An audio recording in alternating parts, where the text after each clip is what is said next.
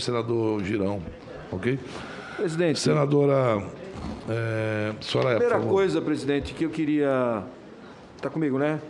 Primeira coisa que eu queria sugerir ao relator e ao presidente da comissão é que, diante de tantas questões respondidas com o silêncio e respondidas em desfavor, viu, presidente, senhor relator, diante de tantas questões não respondidas com o silêncio do depoente em desfavor do mesmo, a minha sugestão é que conste no relatório que o depoente de hoje seja considerado investigado, porque ele é responsável, como diz aqui a Emanuela Medrades, ela o apresenta como gerente de contratos administrativos da Precisa Medicamentos, coisa que ele, de todas as formas, tentou se esquivar. O e-mail de Emanuela Medrades, ela manda aqui, enviado, caro William, boa tarde, deve ser alguém... caro William, boa tarde. Não participarei, porém, segue a lista das pessoas que estarão presentes em nome da Precisa. Francisco Maximiano e também o diretor de contratos, doutor Túlio Silveira, certo? Então, diante disso e diante do que já foi exposto aqui, eu acho que nós estamos um pouco cansados de ouvir falar sobre a Precisa e sobre a quantidade de irregularidades que nós temos nesse contrato. Nós temos irregularidade, primeiro, no valor, que é a mais cara de todas as vacinas negociadas.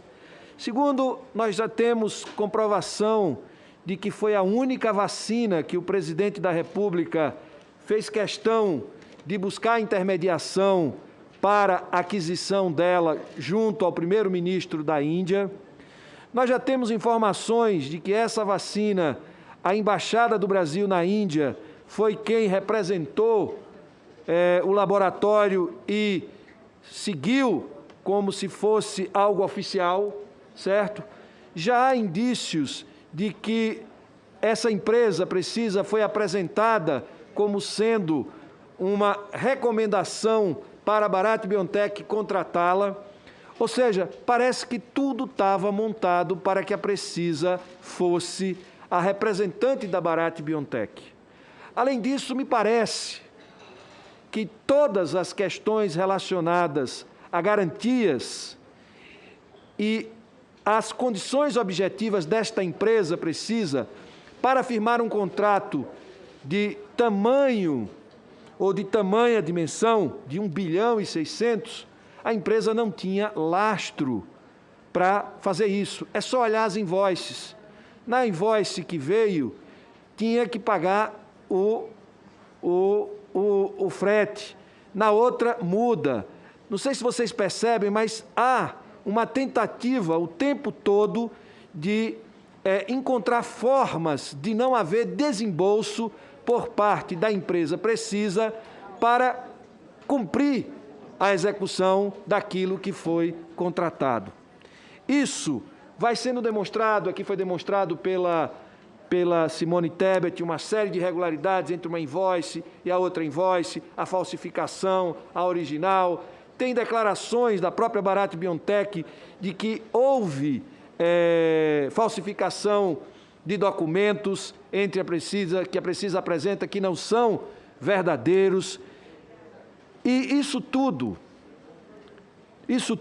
a gente está diante de uma negociação que aconteceu em fevereiro, em março, e até este momento não havia interesse do governo brasileiro em comprar vacinas. A gente tinha a Pfizer com 101 correspondências encaminhadas ao governo, a vários órgãos de governo, e não tinha vacina. Eu queria que botasse um vídeo aí, que eu tenho colocado eu comecei a colocar ontem, queria que colocasse outro vídeo. Preste atenção nesse vídeo. Já estava esperando essa hora que passamos um ano assim nessa luta desse Covid. Graças a Deus eu não peguei, mas estou muito feliz que hoje chegou meu dia de vacinar. E agora a sensação qual que é? Não tem nem explicação, né? Uma explicação, tipo... Até emociona, né? Até emociona porque eu perdi minha avó nessa doença e, tipo, é muito ruim. Ela tá lá do céu me olhando, que ela tá orgulhosa de mim agora. Já é suficiente para a gente ver que 570.718 mortes representa o sentimento dessa criança que perdeu a avó, ou a avó que perdeu um filho, um neto, ou a mãe que perdeu o filho, ou a filha que perdeu o pai, ou a tia que criou o filho, que morreu, e assim são 600 mil pessoas e milhares e milhões de pessoas que morreram pela negligência do governo. Enquanto o mundo inteiro se organizava para comprar vacinas, o Brasil negligenciava a compra das vacinas que foram testadas no Brasil, como, por exemplo, a Pfizer, como, por exemplo, a Moderna, e o governo brasileiro negava a compra da própria vacina que estava sendo produzida no Brasil pelo Instituto Butantan. E nós deixamos de ter, no início deste ano, milhões de doses à disposição dos brasileiros. O que nós vimos foi uma disputa política do presidente para tentar colocar a vacina no braço do primeiro brasileiro antes do governador de São Paulo,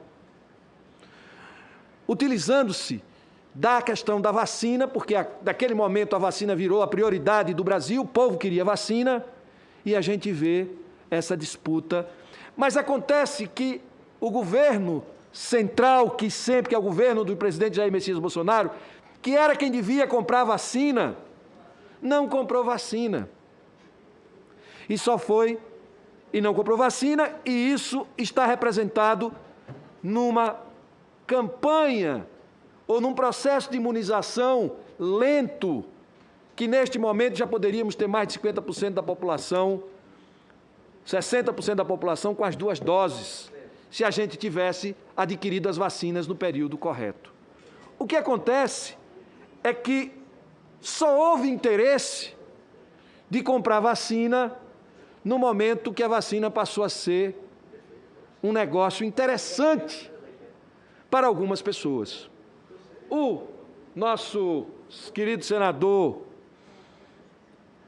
Randolfo Rodrigues mostrou aqui um esquema de interrelacionamentos, uma teia de relações entre pessoas que circularam em ambientes parecidos. O próprio Dr. Túlio, que foi consultor da Fundação da OPAS na área de logística do Ministério, que vira depois diretor de contratos da Precisa, o sócio dele, que virou diretor da Secretaria, de um órgão da Secretaria de Saúde, que está relacionado ao ex-ministro, que está relacionado ao sucessor do ministro, ou seja, nós estamos diante de uma rede de interesses que precisa ser bem esclarecida para a opinião pública. Enquanto isso, o que a gente viu no Brasil foram milhares de brasileiros morrendo por falta de vacinas. Então, presidente, senhor relator, eu, quando vejo um depoimento dessa natureza, um depoimento em que a pessoa se cala, é porque não consegue falar, porque se falar, vai confirmar o que a gente já sabe, vai confirmar absolutamente tudo que a gente já sabe, que são um conjunto de irregularidades que permeou essa tentativa de comprar esta vacina, a Covaxin. E essa vacina, todos nós gostaríamos de ter a Covaxin, a Sputnik, todas as vacinas que fossem possíveis ser adquiridas. O problema dessa CPI é justamente porque não tinha vacinas. Mas o que a gente está vendo é que o governo aproveitou de um determinado momento de emergência sanitária e algumas pessoas se aproveitaram deste momento para tirar vantagem da compra de vacinas, enquanto brasileiros e brasileiras morriam pela Covid-19. Então, estamos aqui diante de uma perversidade que é a cara do governo do presidente Bolsonaro. Um governo perverso, um governo insensível, um governo que só age diante de um interesse objetivo, que foi exatamente neste caso das vacinas, no momento em que houve a possibilidade de tirar algum proveito por parte de alguém da compra dessas vacinas através da intermediação. Para mim, já é suficiente. O que a gente tem de informações sobre a Precisa já é suficiente para caracterizar que houve corrupção ativa, corrupção passiva, que houve tráfico de influências, que houve várias irregularidades desde o início do contrato até o fim do contrato. Por isso, ele foi interrompido. E graças a esta CPI, este contrato, nem o contrato da voucher, que era outra tentativa de intermediação, nem o que é com o laboratório que assinou, intermediado pela voucher, nem o da Davat, e nenhum Davat nunca se concretizaria, porque aquilo era uma trambicagem inteira, mas que chamou atenção porque poderia gerar ganhos para alguém. Mas, graças a essa CPI, esses contratos não se materializaram. E a VTC Log, hoje.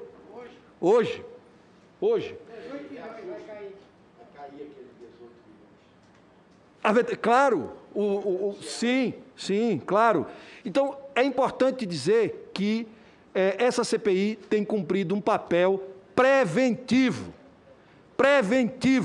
no que diz respeito a preservar os bilhões que nós precisamos para comprar vacinas. Porque, veja, só aqui em 20 milhões de doses era 1,6 bilhões de reais, que dava para comprar a 10 dólares, dava para comprar 40 milhões de doses, praticamente, né? Se fosse da AstraZeneca, dava para comprar 100 milhões de doses, se fosse da vacina AstraZeneca, conforme foi contratado pela Fiocruz. Se tivesse botado dinheiro no outro canto, a gente já está pensando na terceira dose. Então, que bom que essa CPI está funcionando, que bom que essa CPI está interrompendo esse ciclo de intermediação, e que bom que pode ser que a gente tenha dinheiro para comprar a terceira dose, para começar a reforçar a vacina dos idosos e dos profissionais de saúde, já assim que terminarmos, ou antes de terminarmos de vacinar toda a população brasileira, porque vai ser necessário